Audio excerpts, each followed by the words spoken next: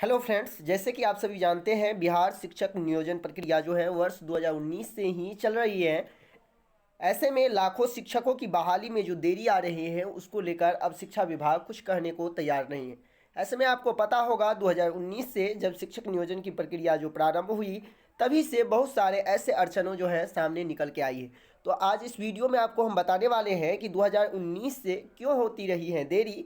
साथ ही साथ जानेंगे कि क्या लाखों शिक्षकों की बहाली में और देरी होने वाला है तो वो देरी कितना होगा, कब तक शिक्षक नियोजन की प्रक्रिया पूर्ण कर ली जाएगी, शिक्षा विभाग इस पर क्या कुछ कह रहे हैं, मामला कहां पे अटका हुआ है और आगे अब अभ्यर्थियों को क्या कुछ करना चाहिए। इसी सब बातों को लेकर आज इस वीडियो में हम बताने वाले हैं। आपको सबसे मुख्य बात ये बताने वाले हैं कि आखिर 2019 से शिक्षक नियोजन की प्रक्रिया इतनी देरी क्यों चल रही है, और दूसरी जो मुख्य बात है ये बताएंगे कि लाखों शिक्षकों की बहाली में और भी कितना देरी लग सकता है। तो चलिए इस वीडियो को हम शुरू करते हैं, और यदि चैनल पे आप नए हैं तो चैनल को सब्सक्राइब करें, साथ ही साथ दोस्तों को शेयर करें जिससे कि इसी तरह इन्फॉर्मेशन वीडियो आपको मिलता रहे।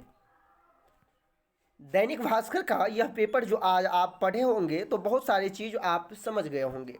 इसमें बारीकी ढंग से हर वो बातों को बताया गया है जो आखिर क्यों जो 1,21,000 शिक्षकों की बहाली प्रक्रिया जो है अभी तक 2019 से लटकी पड़ी है। चलिए हम बारीकी ढंग से एक एक जानकारी को को बताते चलते हैं। सबसे पहले तो आप ये जान लीजिए, दिव्यांग आरक्षण मामलों को लेकर अभी आपका दोनों बहाली प्रक्रिया, चाहे वो प्रारंभिक शिक्षक नियोजन की प्रक्रिया हो चाहे वो माध्यमिक शिक्षक नियोजन की प्रक्रिया हो, दोनों दिव्यांग मामलों को लेकर पटना हाई कोर्ट ने जिस तरह से स्टे लगाया है चीफ जस्टिस के द्वारा, तो उसी पर जब तक सुनवाई न हो जाती तब तक यह आगे बढ़ने की कोई आसार नहीं है। अब दूसरी बात है, चूंकि आपने देखा होगा कि कोरोना को लेकर माननीय चीफ जस्टिस जो है अपना जो आप देखे ही होंगे जो कोरोना पॉजिटिव पाए गए थे, और जिसको लेकर अब ये भी बता दिया गया कि जल्द ही जब कोर्ट ओपन होता है, एक सप्ताह का जो बंद है पटना हाई कोर्ट ओपन होता है, तो ऐसा लग रहा है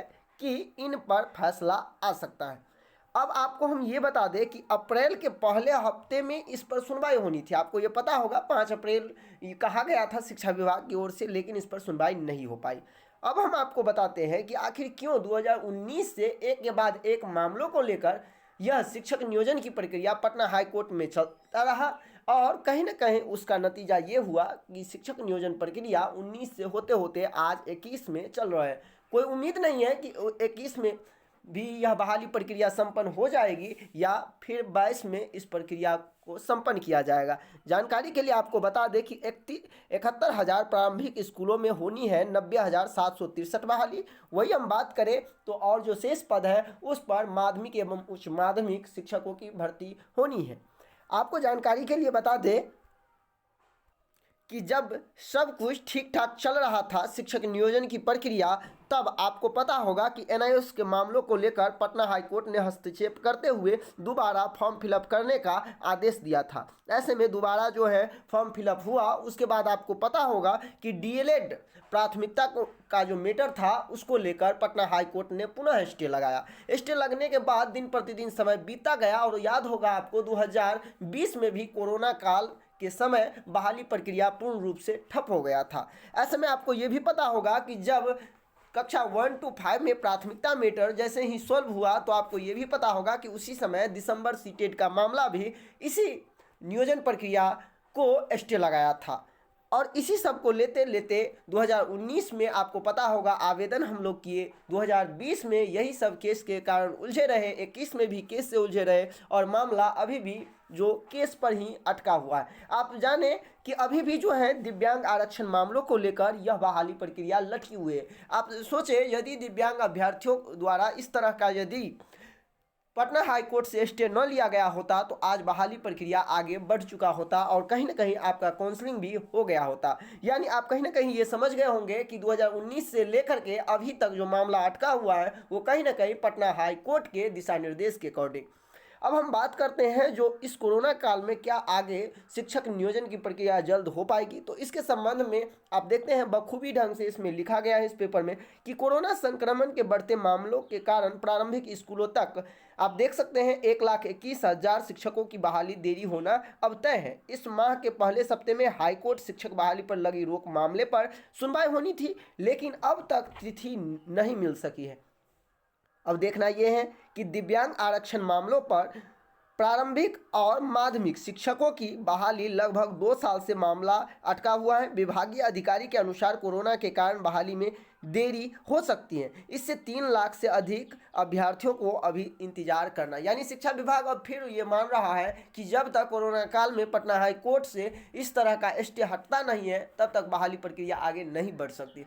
स्टे यदि हट भी जाता है तो इस कोरोना काल में आपका काउंसलिंग प्रक्रिया नहीं हो सकता है। लेकिन सबसे पहले आपको ये बता दें कि जैसे ही यदि आपका पटना हाई कोर्ट से मामला निष्पादित हो जाता है तो कहीं ना कहीं शिक्षा विभाग पर एक दबाव होगा और वो काउंसलिंग को किसी अन्य माध्यम से भी करवा सकते हैं। लेकिन अभ्यर्थियों के लिए अभी सबसे बड़ा यदि बाधा है तो वो है पटना हाई कोर्ट से जो स्टे लगा है उसे दूर करना। शिक्षा विभाग अब देखना है कि इस पर अपना प्रतिक्रिया कोर्ट को कब देते हैं और कब मेंशनिंग करवा करके इस मामला को जल्द से जल्द खत्म करते हैं।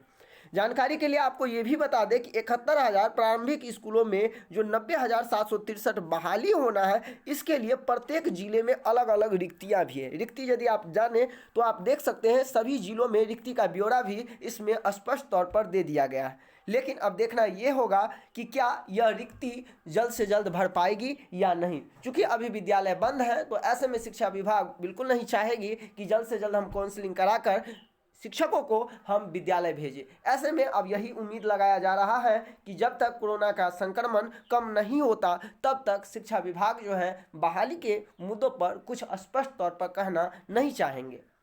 इसके संबंध में आपकी क्या कुछ राय है आप मुझे कमेंट करके ज़रूर बताएं। साथ ही साथ ये भी आप जानकारी के लिए समझें कि यह वाली प्रक्रिया आगे कब तक संपन्न हो जाएगी इसका कोई पुख्ता सबूत नहीं है। क्योंकि जिस तरह से मामला बिगड़ते जा रहा है, एक के बाद एक जो समस्या आ रही है, ऐसे में यह कुछ नहीं कहा जा सकता है कि बहाली प्रक्रिया कब संपन्न हो जाएगी। वैसे उम्मीद यह लगाया जा रहा है कि जैसे ही पटना हाई कोर्ट से लीव मिलता है तो जल्द से जल्द बहाली प्रक्रिया संपन्न हो जाएगी। तो उम्मीद यही करते हैं हम लोग कि जल्द से जल्द पटना हाई कोर्ट से मामला को खत्म कर दिया जाए और जल्द से जल्द काउंसलिंग का डेट आ जाए। आपको पता होना चाहिए यदि काउंसलिंग का डेट आ जाता है तो आपकी बहाली प्रक्रिया 1 से 2 महीना के अंदर संपूर्ण कर ली जाएगी। चूँकि काउंसलिंग में ज़्यादा समय न लगने के कारण और आपका डॉक्यूमेंट अब ऑनलाइन वेरिफिकेशन हो जाएगा, तो ऐसे में यदि पटना हाई कोर्ट से यदि लीव मिल जाता है, वहाँ से केस को संपादित कर दिया जाता है, ख़त्म कर दिया जाता है, तो कहीं ना कहीं आपकी बहाली प्रक्रिया जल्द से जल्द संपन्न हो पाएगी। लेकिन अभी कोरोना के बढ़ते संक्रमण को लेकर इसमें आगे कुछ कहना गलत होगा। अब देखना है कि दिव्यांग आरक्षण मामलों पर पटना हाई कोर्ट कब कुछ फैसला सुनाते हैं, ये देखना होगा। तो उम्मीद करते हैं ये वीडियो आपको अच्छा लगा होगा। वीडियो अच्छा लगे तो दोस्तों को शेयर करें। साथ ही साथ आप समझ गए होंगे कि बिहार प्रारंभिक शिक्षक नियोजन प्रक्रिया क्यों लेट लतीफ़े में जूझ रहे हैं। मिलते हैं नेक्स्ट वीडियो में कुछ नई जानकारी के लिए।